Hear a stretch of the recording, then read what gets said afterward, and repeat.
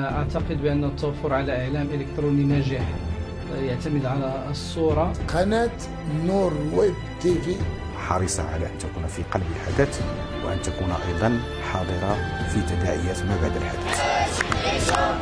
الناس اللي ما خدامين ما والو مساكن وهذا راه مشكل، ما عندوش وليدات وكيمشيو لدار العزيزه. اخويا هذا دور الاعلام، والان كنطالب بشكل رسمي ومسؤول وباسماء المعتصمين اللي موراي. الناس كتقبط 200 درهم 300 درهم، اشنو غدير بها؟ زادوا في المحروقات على حساب المقايسه. انفو تشوف قدام البرلمان الناس ياكلوا العصا تيبقاو فيك. كنتمنى هذه القناه ترد الاعتبار، تفاشيها علينا وترد لنا حقنا اعلاميا.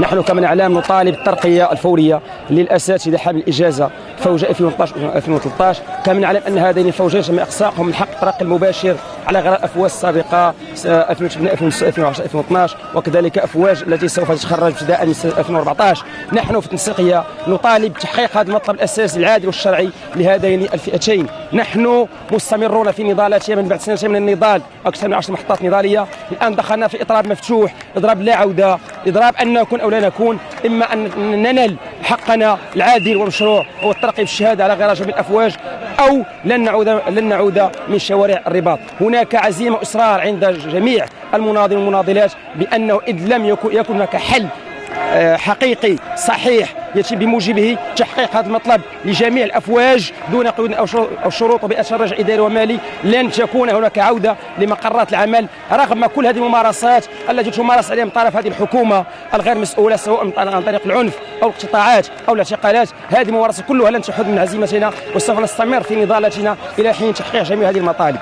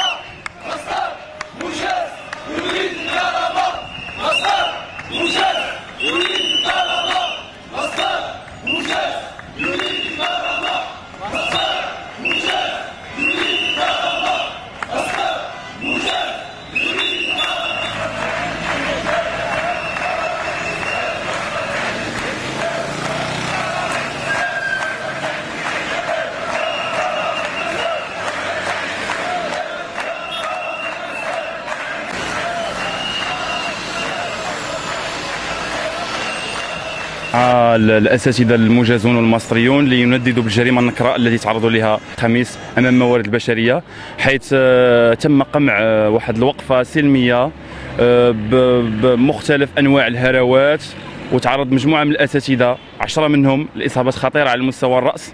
الاصابات كلها كانت خطيره لصفوف الاساتذه لصفوف الاستاذات. المعتقلين بلغ العدد ديالهم 8 معتقلين مع الشماكريه والمجرمين.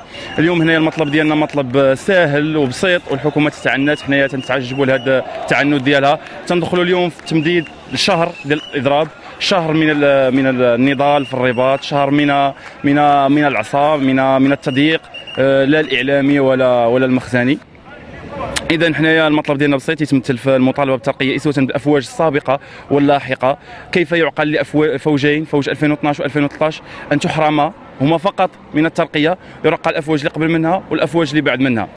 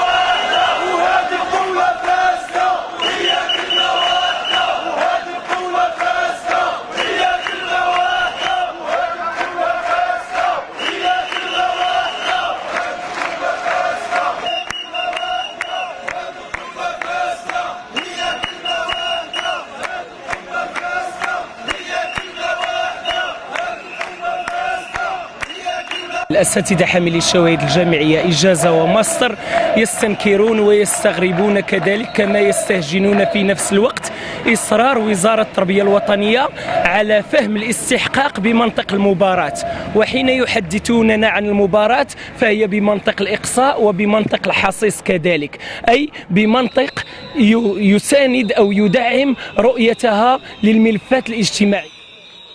في نفس السياق أركز على نقطة الاستمرار في مخططنا التصعيدي، لن نتراجع ولن نستسلم وسنظل متشبتين بحقوقنا المركزة في 3 نقط، وهي حقوق شرعية ومشروعة وثابتة لحاملي الشواهد: الرفض المطلق لمرسوم العار جوج 11/623 والمذكرة التي تورطت فيها النقابات الأكثر تمثيلية بين مزدوجتين، حق تغيير الإطار لمن يرغب في ذلك، حق الترقية إلى الدرجة المناسبة للشهادة المحصل عليها، ونضالنا مستمر.